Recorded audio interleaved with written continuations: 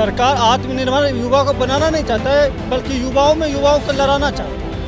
वो दोनों बात शिक्षा मंत्री तो मान लीजिए कि हो सकता है कि चुनाव के इलेक्शन के टाइम पर जो है इलेक्शन के बोर्ड से जाता है, मुड़ के भी शिक्षा मंत्री बन सकता है। पर दो एक IAS ऑफिसर जो है, जो कि इस लोकतंत्र का UPSC से क्वालिफाई हो करके सबसे बड़ा संवैधानिक पद है IAS ऑफिसर, वो अपने बात के कायम नहीं रखते।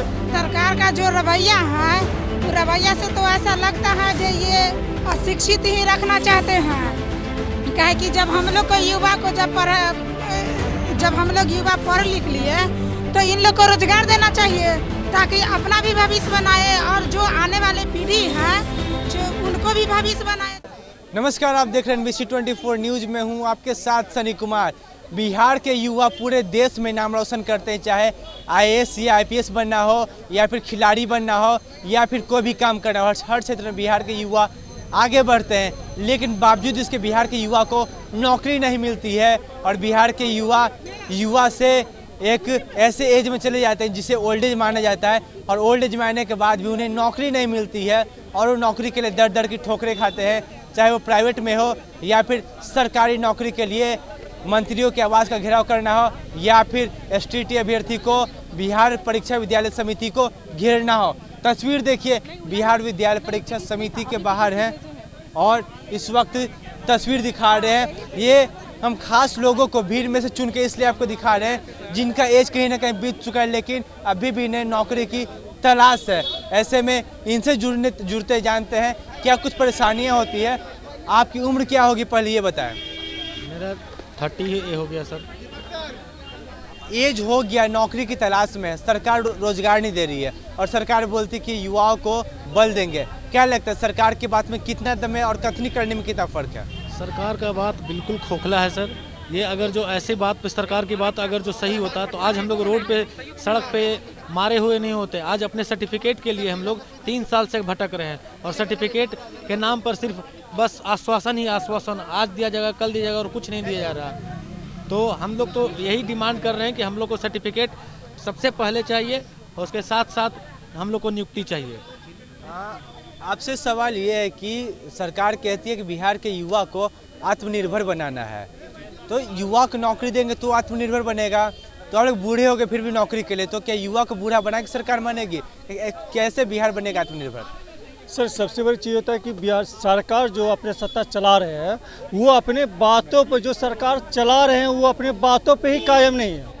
जो स्टेटमेंट देते हैं 12 मार्च को कि 24,599 का रिजल्ट जारी किया गया और एकाएक जो है और वो आत्मनिर्भर बनाने के लिए घोषणा देता है कि हम सभी की नौकरी पक्की होगी।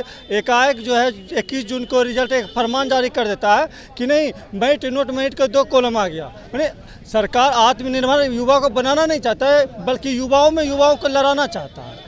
सबसे बड़ी चीज़ होता है कि एक संवैधानिक पद पर रह करके वो अपने बात को सही से रख नहीं पाने की वजह से झूठा साबित होता है। अगर सरकार के साथ साथ में 2 एक IAS ऑफिसर भी है, संजय सर है, साथ में एक अध्यक्ष आनंद किशोर जी है, वो दोनों बात शिक्षा मंत्री तो मान लीजिए कि हो सकता है कि चुनाव के इलेक्शन के टाइम पर जो है इलेक्शन के बोर्ड से जाता है, मुड़ के भी शिक्षा मंत्री बन सकता है। पर 2 एक IAS ऑफिसर जो है, जो कि इस लोकतंत्र का UPSC से क्वालिफाई हो करके सबसे बड़ा संवैधानिक पद है IAS ऑफिसर, वो अपने बात के कायम नहीं रखते। सोचिए कि जब एक बड़ा पदाधिकारी अपने बात को कायम नहीं रखते हैं तो आम जनता या आम पब्लिक या युवा विश्वास किस पे करें? एक सवाल अभी आपने कहा कि IAS अफसर होते हैं वो, उन्हें अपनी जुबान पे रहनी चाहिए, तो और बोलते हैं कि अनपढ़ लोग भी शिक्षा मंत्री बन जाते हैं, तो क्या अगर UPSC BPSC करने के लिए आपको ग्रेजुएट होना कंपलसरी है, तो आप इसका जवाब दे दीजिए कि अगर शिक्षा मंत्री बनने के लिए या फिर मंत्री बनने के लिए क्राइटेरिया होना चाहिए फिर नहीं होना चाहिए? क्या मांग करते हैं आप? हम तो चाहते हैं कि शिक्षा मंत्री का पद भी जो है एक ग्रेजुएट होनी चाहिए, क्योंकि ये एक शिक्षा से रिलेटेड जुड़ा हुआ है। शिक्षा एक ऐसा है जो कि किसी भी राष्ट्र को एक नींव होता है। बच्चे का भविष्य शिक्षा से जुड़ा होता है, शिक्षा से ही विकास का एक पहला नीड होता है देश के लिए।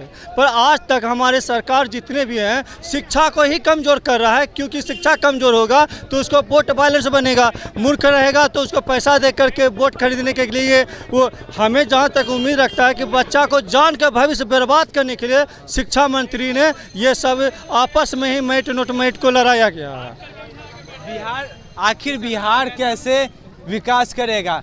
बिहार का विकास कैसे होगा मैडम ये बताइए, युवा को नौकरी नहीं मिल रहा है, तो आखिर कैसे बिहार का विकास हो, कैसे आत्मनिर्भर बनेगा बिहार? सरकार का रवैया क्या लगता है आपको, क्यों ऐसा है? देखिए सर, सरकार का जो रवैया है वो रवैया से तो ऐसा लगता है जो ये अशिक्षित ही रखना चाहते हैं। कहे कि जब हम लोग को युवा को जब हम लोग युवा पढ़ लिख लिए तो इन लोग को रोजगार देना चाहिए ताकि अपना भी भविष्य बनाए और जो आने वाली पीढ़ी है जो उनको भी भविष्य बनाए, छोटे बच्चों को भी भविष्य बनाए। स्कूल में देख रहे हैं जो अभी काफ़ी बच्चे पढ़े हैं और एक स्कूल में एक ही टीचर है, एक ही टीचर के आश्वासन पे पूरा ये स्कूल चल रहा है और जो युवा जो अपना भविष्य ले रोड पे भटक रहे